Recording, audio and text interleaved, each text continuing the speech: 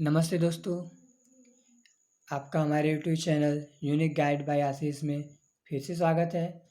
दोस्तों, हम आज यहाँ पे आपके लिए बिजनेस फाइनेंस से रिलेटेड मल्टीपल चॉइस क्वेश्चन को लाए हैं, जो कि बीकॉम एमकॉम एंट्रेंस एग्ज़ाम में पूछे जाते हैं। तो चलिए वीडियो को स्टार्ट करते हैं और देखते हैं आज का पहला क्वेश्चन।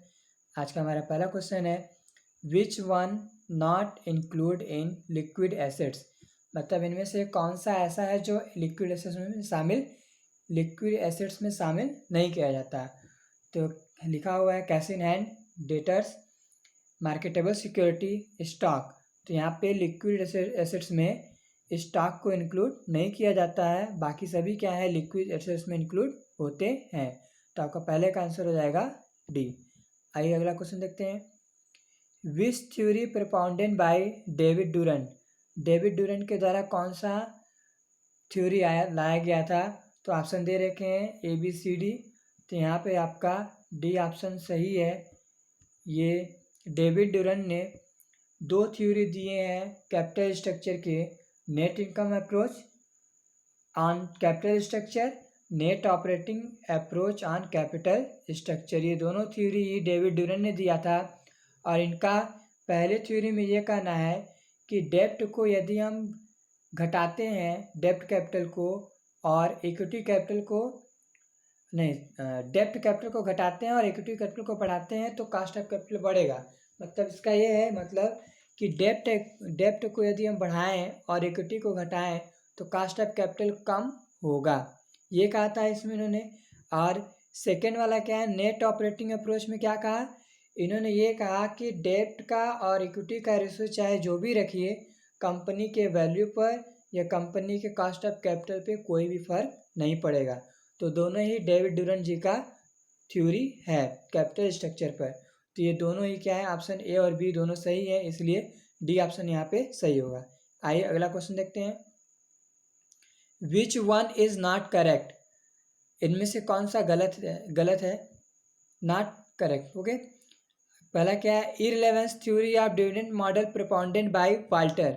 तो ये ऑप्शन बिल्कुल सही है, यह सही नहीं है। इररिलेवेंस थ्योरी वाल्टर ने नहीं दिया था, ये irrelevance theory Modigliani and Miller ने दिया है। वाल्टर ने रिलेवेंस थ्योरी दिया है। रिलेवेंस थ्योरी का मतलब ये होता है डिविडेंड का, कि डिविडेंड का जो भी हम पॉलिसी अपनाएंगे, पे आउट रेशियो और रिटर्न रेशियो, उनमें अगर चेंजेस करते हैं तो कंपनी के वैल्यू पर या कंपनी के शेयर के वैल्यू पर इफेक्ट पड़ेगा। लेकिन ऐसा यहाँ पे नहीं है, तो यहाँ पे ए ऑप्शन बिल्कुल गलत है, जो कि सही है यहाँ पे।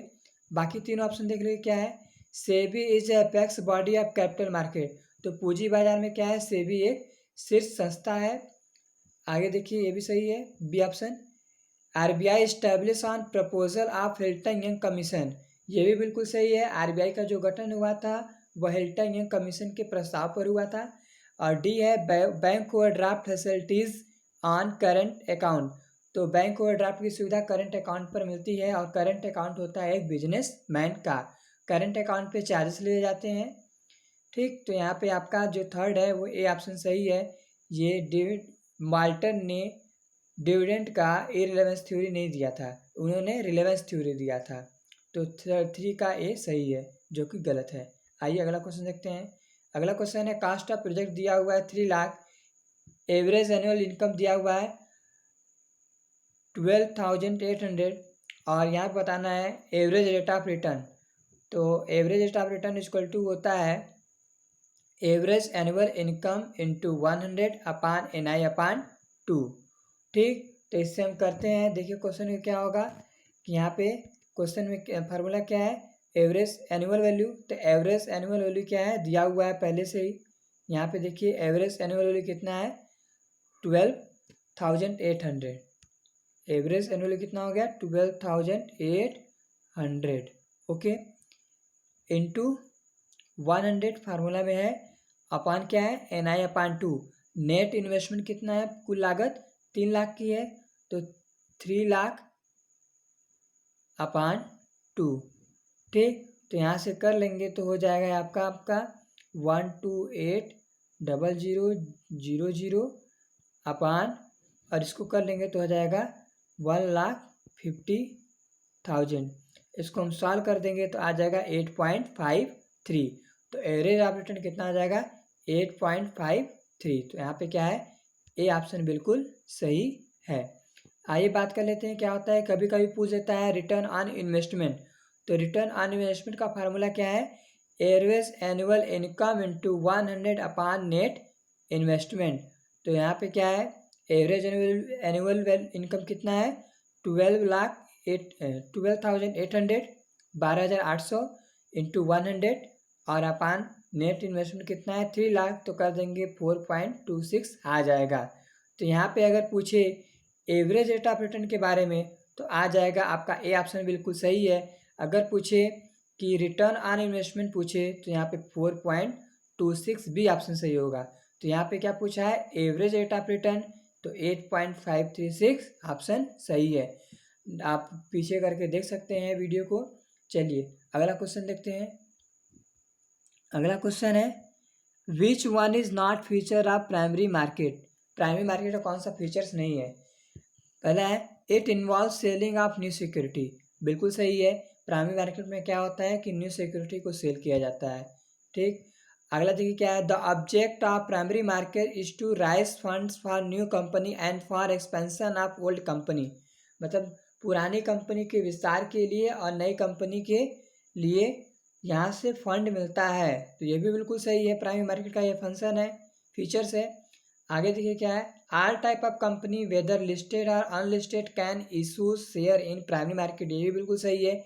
चाहे कंपनी लिस्टेड हो या अनलिस्टेड हो तो वे अपना प्राइमरी मार्केट में शेयर इशू कर सकते हैं। डी की बात करते हैं तो डी का ऑप्शन दिया हुआ है existing security only change hand.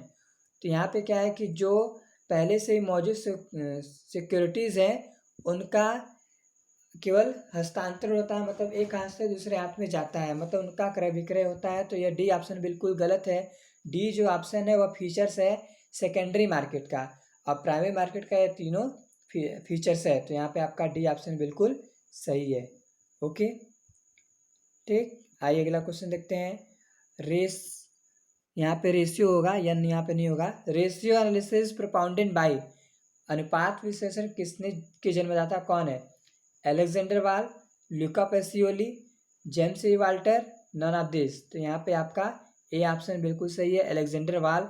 Alexander वाल ने रेशियो एनालिसिस 1909 में 1909 में दिया था, ठीक। और ल्यूका पेसियोली क्या थे, ये डबल एंट्री सिस्टम के जन्मदाता हैं, ठीक, दोहरा लेखा प्रणाली के। और इन्होंने ये अपना जो डबल एंट्री सिस्टम है वह 1494 में दिया था, 1494 में। ल्यूकस के इटली के वेनिस नगर के ये निवासी थे। ओके आइए अगला क्वेश्चन देखते हैं। तो 6 का जो था आपका ए ऑप्शन बिल्कुल सही है। अगला तो क्या है, from the following information find डेप्ट इक्विटी रेशियो। सब दिया हुआ है, equity share capital 3 lakh, reserve and surplus 1.5 lakh, 12% debenture 1,50,000, long term loan 1 lakh, current liability 50,000, primary preliminary expenses 30,000। तो यहाँ पे देखिए क्या होता है कि डेप्ट इक्विटी रेशियो का जो फार्मूला होता है वो होता है लॉन्ग टर्म डेप्ट अपॉन शेयर होल्डर्स फंड। तो यहाँ पे देखिए क्या है, लॉन्ग टर्म डेप्ट की बात करें तो लॉन्ग टर्म डेप्ट में आ जाएगा आपका 12% debenture and long term loan. तो हो जाएगा कितना 1,50,000 और 1 लाख, कितना हो जाएगा 2,50,000। ये हो गया आपका क्या, लॉन्ग टर्म डेप्ट हो गया 2,50,000। और शेयर होल्डर्स फंड की बात करें तो शेयर होल्डर्स फंड में क्या रहेगा, equity share capital, preference share capital, reserve and surplus. तो यहाँ पे हो जाएगा आपका इक्विटी शेयर कैपिटल दिया हुआ है 3 लाख, रिजर्व एंड सरप्लस 1,50,000।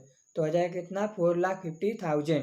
तो यहाँ पे देखिए क्या है, तो हो गया यहाँ पे लॉन्ग टर्म डेप्ट अपॉन शेयर होल्डर्स फंड 2,50,000 4,50,000, ठीक।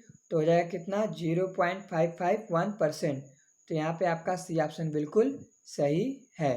ओके मतलब यहाँ पे 0.5 है, यहाँ पे होना चाहिए था 0.551, 0.55:1, ये भी सही है वो भी सही है, ठीक। आइए अगला क्वेश्चन देखिए। BSc was establish in, BSc का स्थापना कब हुआ था, बॉम्बे स्टॉक एक्सचेंज का। तो बॉम्बे स्टॉक एक्सचेंज का जो इस्टेब्लिशमेंट हुआ था वह 1875 में हुआ था, 1875 में। और ये एशिया का सबसे पुराना स्टॉक एक्सचेंज है, ठीक। आइए अगला देखते क्या है, इसके चेयरमैन इस समय कौन है, विक्रमजीत सेन है। एमडी एंड सीईओ कौन है? आशीष कुमार चौहान है। बात करें इसके इंडेक्स की बीएससी के, तो बीएससी के इंडेक्स हैं BSc Sensex, S&P BSc small cap, S&P BSc mid cap, S&P BSc large cap, BSc 500। बात करें एसएनपी के फुल फॉर्म की, तो इसका मतलब होता है स्टैंडर्ड एंड पुअर।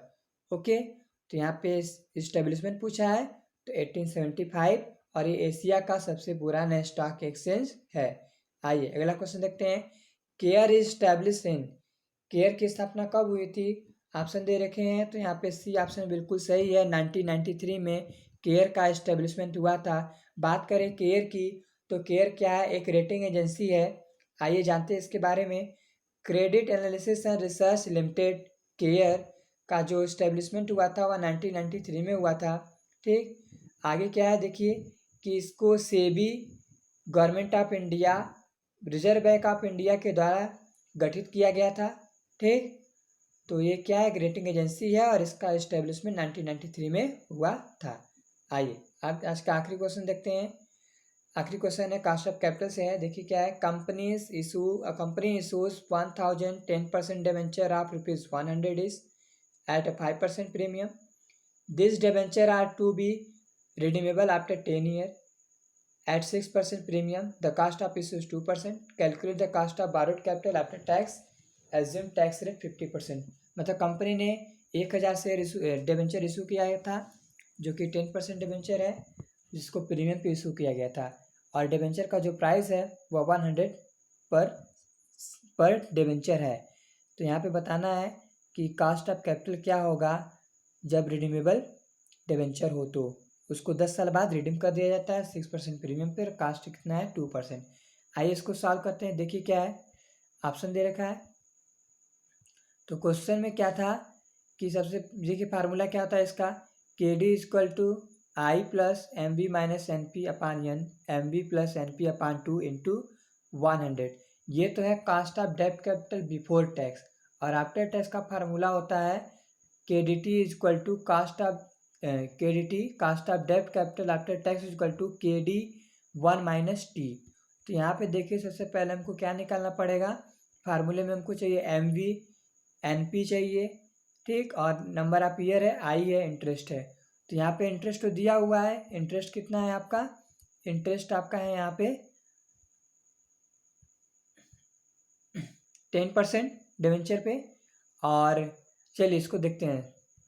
आइए क्वेश्चन में दिया हुआ है कि जो डिबेंचर का जो प्राइस है वो कितना है? 100 रुपीज़। तो 100 हो गया, और उसको प्रीमियम पे इशू किया गया था तो 5 हो गया, और कास्ट ऑफ इशूज कितना है? 2%। तो 100 का 2% कितना हो जाएगा? 2 रुपीज़। तो आ जाएगा कितना? 103 रुपये, 103 रुपये। अब मेच्योरिटी वैल्यू क्या होगा? तो उसको किस पे रिडक्शन किया जा रहा है? प्रीमियम पर। तो 100 का 6% प्रीमियम कितना हो जाएगा? 6 रुपये, तो हो जाएगा 106 रुपये। कितने सालों बाद इसको रिडम्पशन किया जा रहा है? 10 सालों बाद। इंटरेस्ट कितना है डिबेंचर पर? 10%। आप क्या करें, इसको फार्मूले पे आप रख दें। तो इंटरेस्ट कितना है? 10%। मेच्योरिटी वैल्यू कितना है? 106 रुपये। नेट प्रोसीड क्या है?